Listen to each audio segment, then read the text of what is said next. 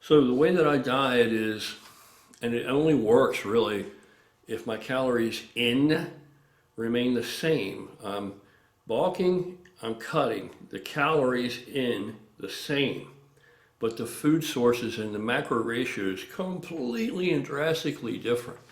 Drastically different. And similarly, and we're still going to have a caloric deficit. We're still having a caloric deficit, but we're getting it out the back end, kind of so to speak, because it's the energy that's required versus the energy that's available in the nutrition, you know. And again, an extreme example would be very easily to digest, very easy to eat, very easy and readily absorbed nutrition that requires very few calories to do that versus something that requires greater calories, that's more to chew, that's more to swallow and digest and break down and try to absorb. And, you know, that requires a lot more calories than the other. So that's the difference, right? Same number of calories, completely different consistencies, different sources of food. Yeah, and macros, you know. Protein is your most thermogenic macro. And having said that, this is where we get into how much protein do you need to build muscle, all right? Or if you were bulking, what do I do with protein? If I'm bulking, I'm eating less protein, considerably less protein daily than if I'm cutting. If I'm cutting, if I'm trying to lean out, that protein goes up,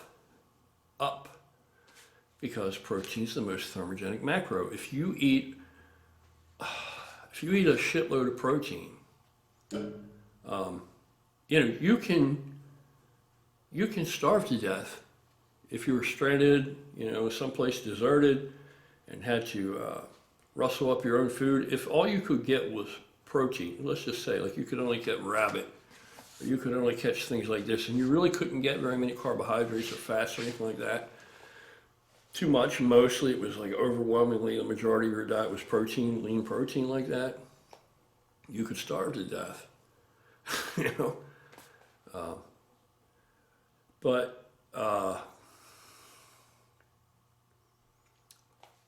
Being that protein is the most thermogenic macro, meaning that it requires the most energy for your body to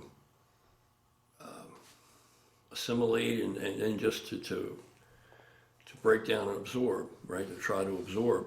If you overwhelmingly feed with protein, the body's like, what the fuck do I do with all this protein? Yet at the same time, you have all the protein and amino acids that you need, you know, to maintain muscle mass. There's no lack of protein available there. The excess amount of calories above and beyond that from the protein are going to assist you in serving other functions, which protein is very inefficient for that purpose because it's the most thermogenic macro. And you will end up almost becoming an incinerator because your body's got so much protein in it that it really has to turn things up, and it will, to be able to just figure out what to do with this fucking protein. The protein just doesn't have, you know, especially the sources, the protein just doesn't have the energy available to give versus what's required for your body to process it. So I don't really, anymore especially, I don't do regular bulk like people consider bulk. It's still bulk, but it's just the foods are totally different than when I'm leaning down. If I'm leaning down, of course there's cardio. I rely heavily on cardio, and that doesn't mean I'm doing tons of cardio. No, just enough is enough, and then you ratchet it up as you go.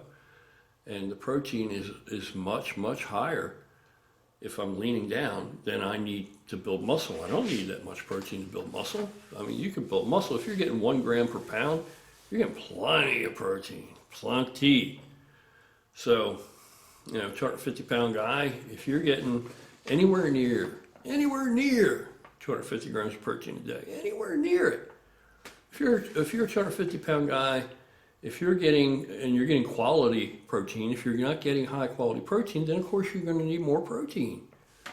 How assimilable is the protein? There's a protein efficiency ratio, which is old school, but it still applies. In that, how much how much remains and is available for that purpose to build muscle after it's all said and done and you've digested and metabolized all that protein. How much is left? Some proteins are going to be more on a percentage basis. Ratios are different. Egg, for example, is something like 80% or 80% assimilable. Whereas when you get down to like beef or chicken or, even fish, they're less than egg. Pretty much you got natural foods, you tend to have egg as your highest. So that means if you take in 40 grams of egg, a larger percentage of that 40 grams is going to make it into the bloodstream and be available than if you took in 40 grams of beef. Beef requires more to digest. It's lower on the protein efficiency ratio. It's still awesome, and it goes down from there, right? It's something like egg, fish, poultry, beef, milk. I think where's milk fall in that fucking scheme of things? I'm not 100% sure, but guess what? People say protein shakes are no good for you. Protein powders are garbage. Okay, really? Well, you know what? Protein powders are food. Maybe you're buying shit protein. That's why you think protein's garbage. Protein powders are garbage because your cheap ass is buying trashy protein. There are really, really, really good proteins out there now. And I use NutriBio, and I don't get paid nothing for that. They don't give me jack shit. They don't even know I exist. But in my opinion, right now, that's the best, highest quality protein on the market. I use grass-fed, NutriBio, whey isolate. Okay, well, just regular whey concentrate on a protein efficiency table. Whey concentrate is above any natural whole food, meaning that note for note, same number of grams of protein taken in. Out of all those, if you had the same amount of protein and you had got it from whey protein, or you got it from eggs, or you got it from chicken, fish, beef, milk, whatever, right? The whey protein is going to be way, way up there, way up there. More of the whey protein, 1-for-1 ratio, more of the whey protein, gram for gram, that you're going to ingest is going to find its way. You're going to have a larger net gain available in your bloodstream. So all proteins aren't the same, so it depends on where you're going to get this protein from. If you're saying, I'm a 250-pound guy, I'm going to get 250 grams of protein a day. All right, where's it coming from? Because if I'm using really good, high-quality choices of protein, I can probably get away with 200 grams if it's really good quality, really high shit, So if I'm 250, I'm going to look for, 200, 220 grams a day. I can build muscle with that, as long as you're not relying on the protein to do other things. As long as you support that with, you have enough carbohydrates and fats to be used for what they should be used for, so that your body doesn't have to try to carve into the protein, which is completely inefficient, right, for bulking. And then when you go to get cut, I change the ratios of macros all over the place, but I try to keep the overall calories, the caloric intake stays pretty much the same. It may even increase a little bit to cut. Again, depends on the sources of where it's coming from.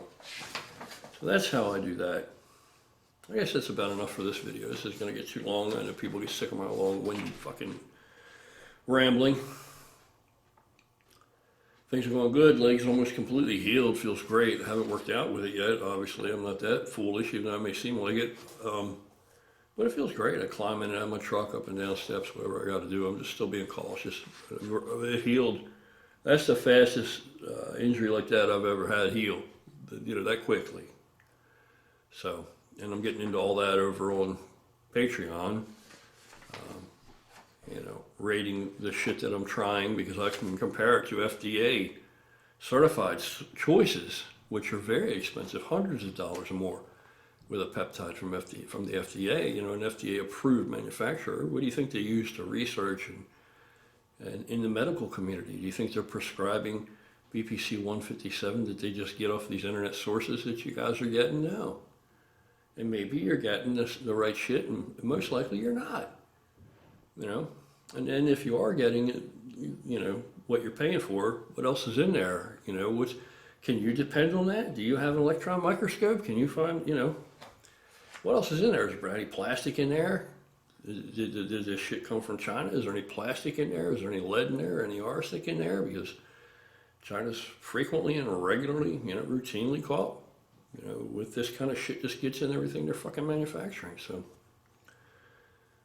that's why, you know, sometimes it's worth it just to pay more, a lot more, and get shit manufactured from an FDA approved source, FDA approved fucking, you know, laboratory. So anyway, I do all that over there. I'm not doing that bullshit here because there's enough of that here. You don't, if you're not interested in mine, then you can get it free from somebody else. But over on Patreon, we can get into all that. You know, here on YouTube, you got to be. There's a lot of shit I can't talk about. I mean, I literally can't talk about on here. And I see the writing on the wall. They're getting ready to crack down on all this because it's becoming a problem. Anyway, I'm out of here. Like I said, hope you guys are having an awesome weekend. You know, thank heavens those of us that do not have to go to work tomorrow. It's President's Day. I need to do some work. I got a couple bikes out in the garage that got to get finished. But I'm out of here. I'm just drawing it out now. Y'all take care. Have an awesome night.